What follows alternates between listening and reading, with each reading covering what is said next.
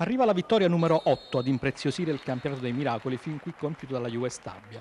Un 2-0 con cui la formazione di Capuano si porta a ridosso della zona playoff, regolando un Ancona molto più reattivo ed organizzato di quanto non indichi nei soli 18 punti della sua poco incoraggiante classifica. E infatti sono proprio gli ospiti i primi a farsi notare sul sintetico del Menti, con un pressing che impedisce ai centrocampisti giallo-blu di gestire al meglio il possesso di palla. Ma le aspettative dei marchigiani si scontrano all'11° con il decisivo imprevisto di un fuorigioco abilmente evitato da Baclé, che dalla linea di fondo campo mette al centro un invito prezioso per il destro che non perdona di De Rosa. In svantaggio al primo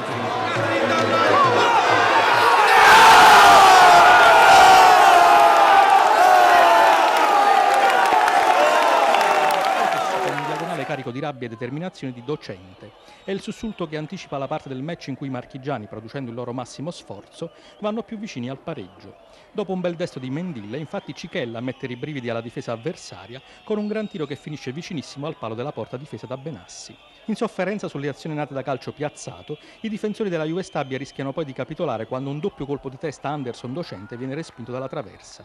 Ma in pieno recupero di primo tempo, con la più classica delle azioni di contropiede, la Juve Stabia mette al sicuro il risultato con Caputi, freddo quanto basta, nel finalizzare il secondo assist di giornata di Baclé. Per l'Ancona, che nella ripresa prova a giocarsi anche la carta Nassi, è il colpo del KO.